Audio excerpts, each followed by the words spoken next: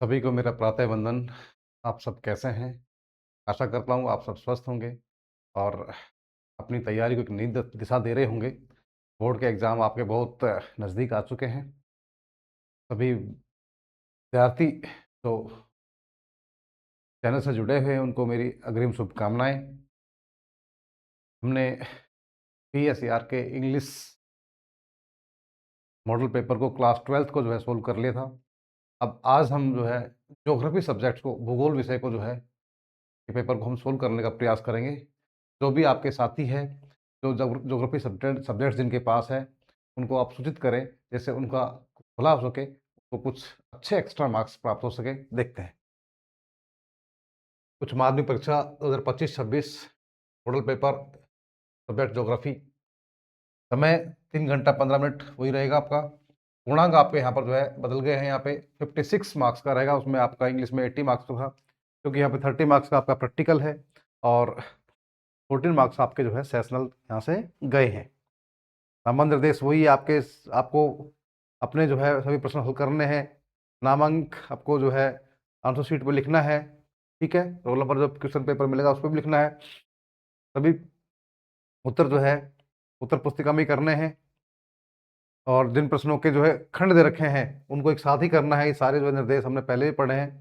प्रश्न का उत्तर लिखने से पूर्व प्रश्न का क्रमांक अवश्य लिखना है, ठीक है।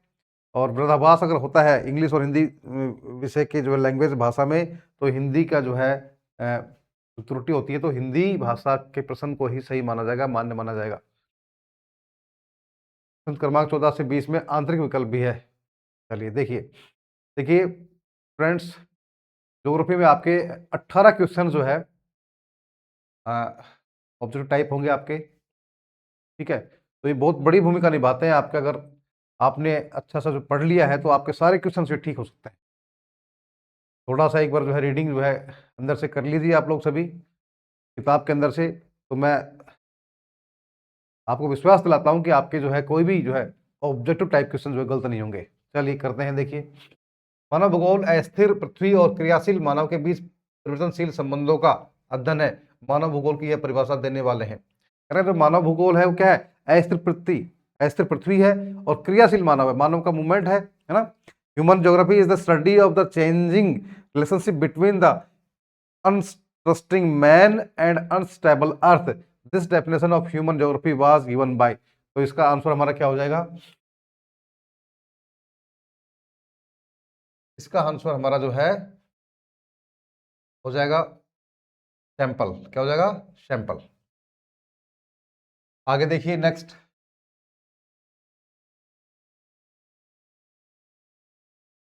निम्नलिखित में से आर्थिक भूगोल की शाखा नहीं है। इसमें आर्थिक क्रिया नहीं हो रही है, वो आर्थिक भूगोल की शाखा नहीं है। सीधी सी बात है, जिसमें आर्थिक क्रिया हो रही है। देखिए कृषि भूगोल में कृषि करेगा किसान तो उसमें उसको आर्थिक लाभ मिलेगा, वो पैसे कमाएगा। दूसरा संसाधन भूगोल, संसाधन विभिन्न प्रकार के रिसोर्सेज जो भूगोल के हैं, है ना, चाहे वो पानी के रूप में हो, मिट्टी के रूप में हो, लकड़ी के रूप में हो, है ना, सब में जो है आर्थिक लाभ उसको मिलेगा। व्यवहारवादी भूगोल व्यवहार के बारे में जानकारी देता है। और चौथा पर्यटन भूगोल, पर्यटन भूगोल से भी जो है हमें आर्थिक जो है लाभ होता है। आप देखिए जो टूरिज्म है उसमें बड़े पैमाने पर जो एक अर्थव्यवस्था के रूप में उभर कर आया है। तो तीनों ये सही है। और ये जो व्यवहारवादी भूगोल है इसमें जो है ये आएगा, यानी कि blank is not a branch of economic geography. यानी कि किसका? इकोनॉमिक ज्योग्राफी की जो ब्रांच कौन सी नहीं है? एग्रीकल्चर है, रिसोर्सेस ज्योग्राफी है और टूरिज्म ज्योग्राफी भी है। और क्या है? बिहेवियरल ज्योग्राफी इसमें नहीं रहेगा। आगे देखते हैं, सकल राष्ट्रीय प्रसन्नता GNH, country at the first place in gross national happiness. क्या कह रहा है भाई? ग्रोस यानी कि सकल, नेशनल राष्ट्रीय और प्रसन्नता हैप्पीनेस जो इंडेक्स से जारी हुआ था सूचकांक में प्रथम स्थान पर कौन सा जो है देश आता है? देखिए श्रीलंका, भारत, जापान, भूटान। देखिए जहां पर जो जो देश जितना अधिक प्रकृति के नजदीक रहेगा, जिसमें आर्थिक क्रियाएं प्रकृति को साथ में लेके करते हैं, वहां पर जो है GNH यानी कि जो है ग्रोस नेशनल हैप्पीनेस सर्वाधिक होता है, और वो हमारा है भूटान। भूटान देश बहुत ही जो है सिंपल तरीके से, साधारण तरीके से लोग वहां पर रहते हैं और आर्थिक क्रियाएं करते हैं तो भी वो प्रकृति के साथ में रहकर करते हैं, जिससे वो बहुत प्रसन्न रहते हैं। जनांगीय संक्रमण सिद्धांत में अवस्थाएं हैं, देखिए number of stages in the demographic transition are, तो इसमें आपका आ जाएगा 3। कितने आ जाएगा? 3। कितने आ जाएगी? 3 जो है number of stages in the demographic transition जाएंगे 3। के बाद में मानव विकास सूचकांक का अधिकतम स्तर होता है maximum level of human development index, SDI. SDI का जो है मिनिमम तो कितना होता है? 0 होता है, और मैक्सिमम कितना होता है? 1 होता है। तो इसमें क्या हो जाएगा? 1।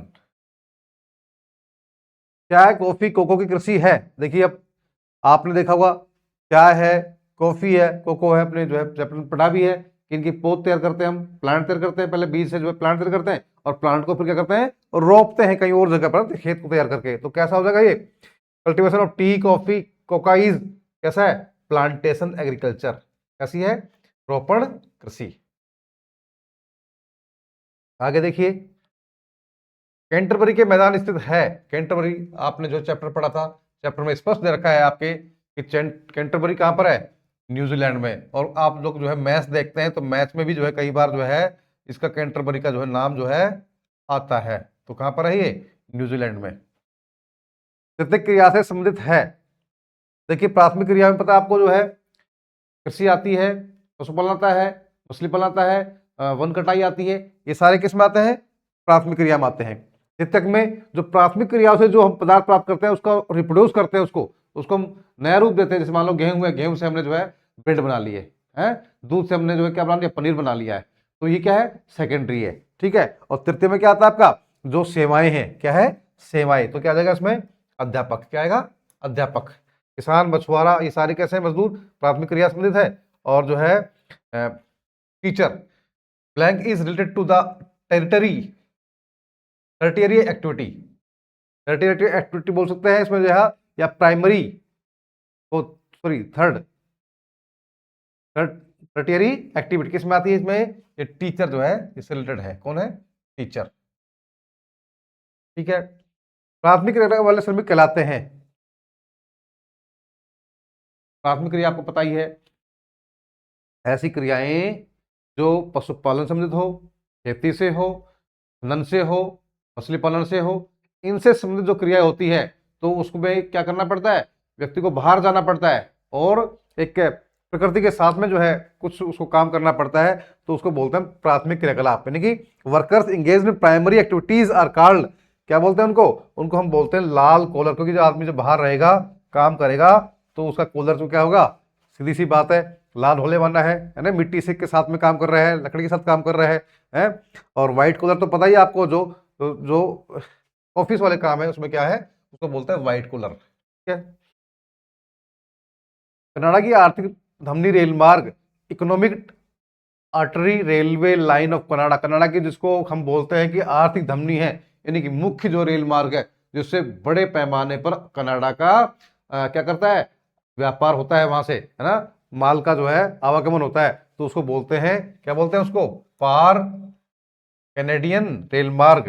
क्या उसको? Trans Canadian railways. ठीक है। नेक्स्ट देखते हैं, पनामा नहर में कुल जल बंधक तंत्र, जल बंधक तंत्र जहां पर जो है शिप्स आते हैं, रुकते हैं और माल का जो है क्या करते हैं? वहां पर जो है लोडिंग अनलोडिंग होता है। तो उसमें कितने हैं? 3 है। कितने हैं? 3। The number of water lock system in Panama canal are 3। कितने हैं? 3 है। जनगणना 2011 के अनुसार भारत का जनसंख्या घनत्व है, the population density of India according to census 2011। देखिए 2011 में हमारी जनसंख्या का जो है काउंटिंग हुई थी, और उसमें जो है 11 के अनुसार जो जनसंख्या घनत्व है कि भारत में कितने एक वर्ग किलोमीटर में कितने लोग जो है रह रहे हैं, तो वो संख्या कितनी है? 382, 382। नेक्स्ट, बेटी बचाओ बेटी पढ़ाओ जेंडर के प्रति संवेदनशीलता बढ़ावा देने हेतु किस प्रकार का अभियान है? देखिए,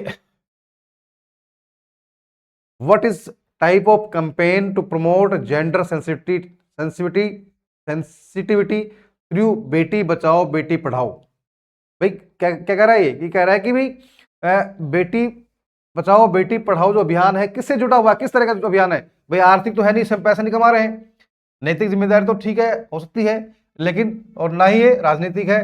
कैसा है, सामाजिक है। कैसा है ये, सामाजिक है, सोशल है, क्योंकि समाज से जुड़ा हुआ है ना। क्योंकि जब हम जो है महिलाओं की, पुरुषों की, परिवार की बात करते हैं तो किससे वो किस में आता है, सोशोलॉजी में आता है, समाज से जुड़ा होता है ना।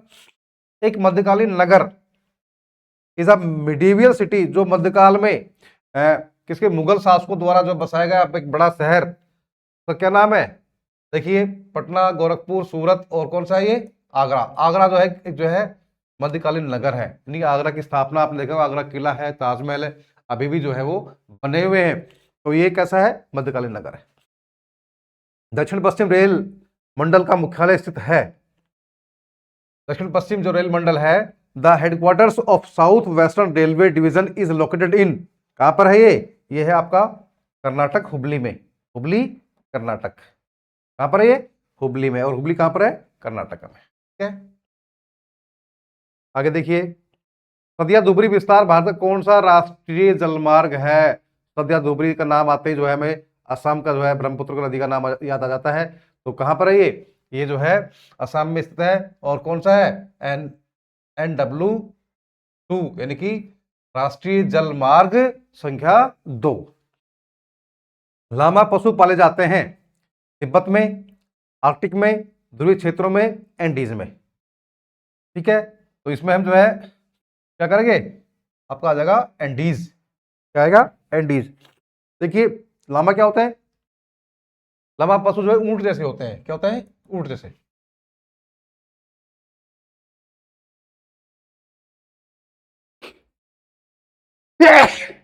सॉरी, ऊंट जैसे पशु होते हैं और जो है माल को जो है माल ढोने के लिए जो इनको काम में लिया जाता है। लामा एनिमल आर रियर्ड इन, कहां पर है भाई, एंडीज। सॉरी, क्या आएगा, एंडीज।